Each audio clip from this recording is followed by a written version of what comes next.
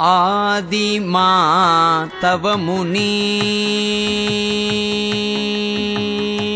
ஆதிமா தவமுனி அகத்தியந்தரு பூதநீர் கமண்டலம் பொழிந்த காவிரி ஆதிமா தவமுனி அகத்தியந்தரு பூதநீர் கமண்டலம் பொழிந்த காவிரி மாதர் மண்மடந்தை மாதர் மண்மடந்தை பொன்மார்பில் தாழ்ந்ததோர் மாதர் மண்மடந்தை பொன்மார்பில் தாழ்ந்தது ஓர் ஓத நீர்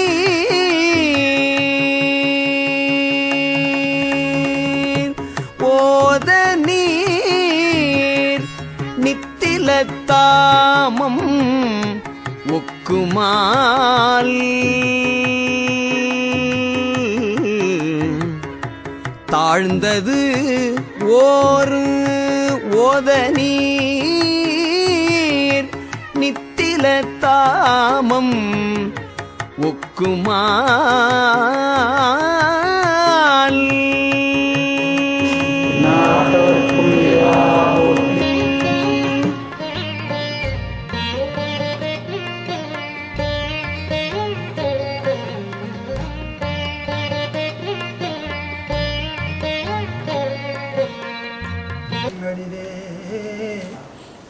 எளிதேயோ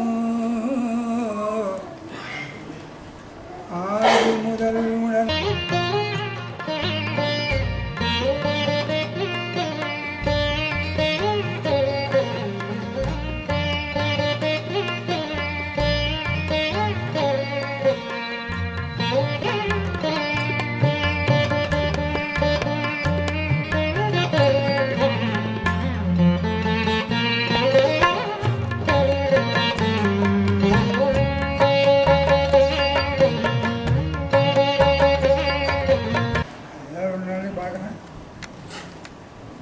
அரசாங்கம் யார் செய்கிறாருன்னு இவர் கேட்குறாரு. பத்திரிகை உங்களுக்கு அதிகாரம்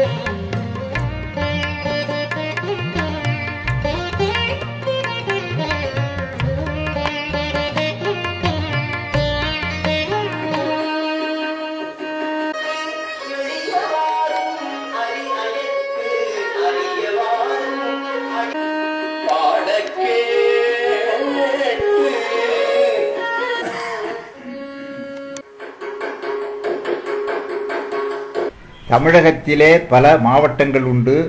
தென்னார்காடு மாவட்டம் என்பது ஆகும்.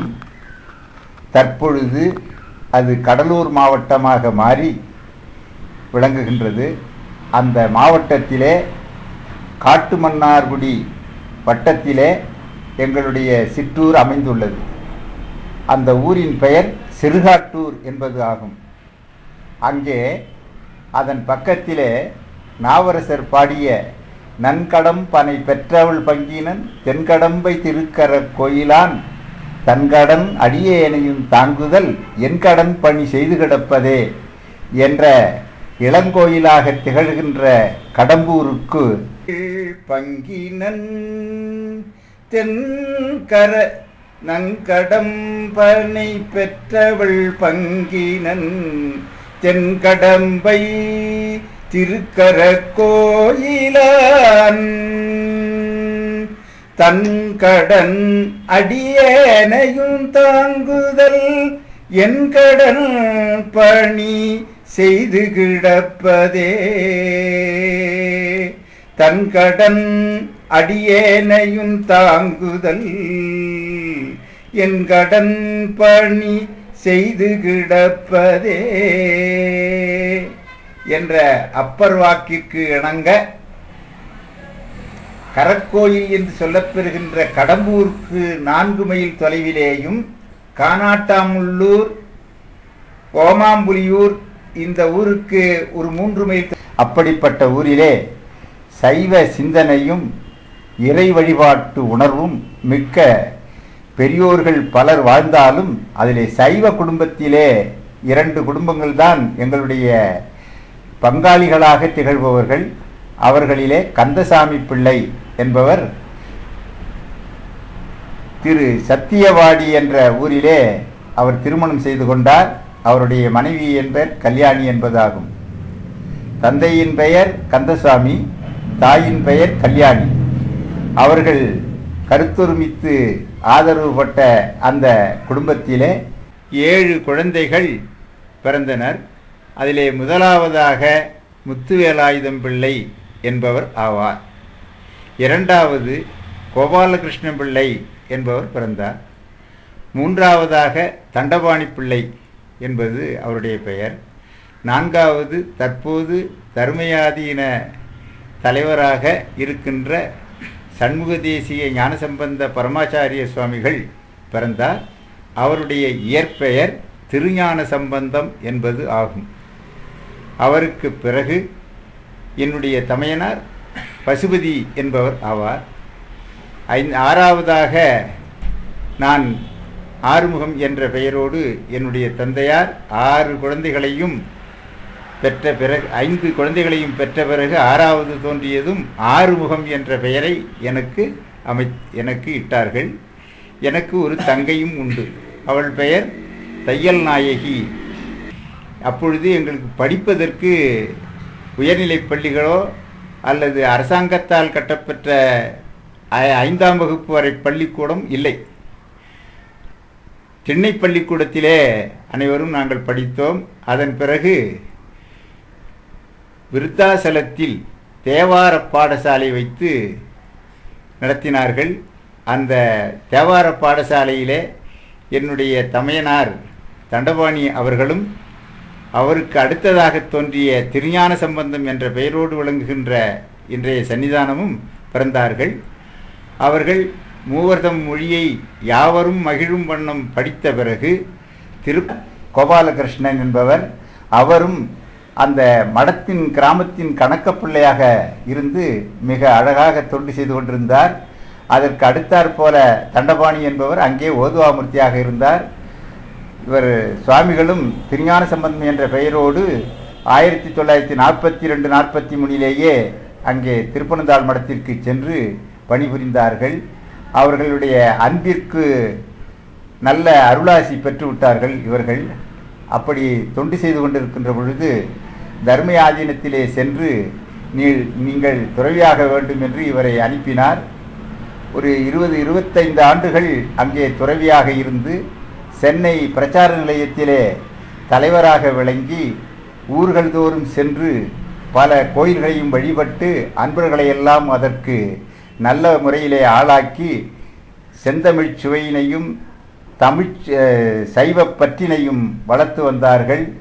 அப்படி இருக்கின்ற பொழுது 1971 நவம்பர் மாதம், அதாவது 25வது குருமகா சன்னிதானம் கைலை குருமணி அவர்கள் பரிபூரணம் எய்த அவர்கள் இவர்களை அந்த இடத்திற்கு காசிவாசி அருணந்தி தம்பிரான் அவர்கள் நியமனம் செய்து வைத்தார்கள். அதன் முதல 1971 இன்று வரை செம்மையான முறையிலே அங்கே இருக்கின்ற கோயில்களில்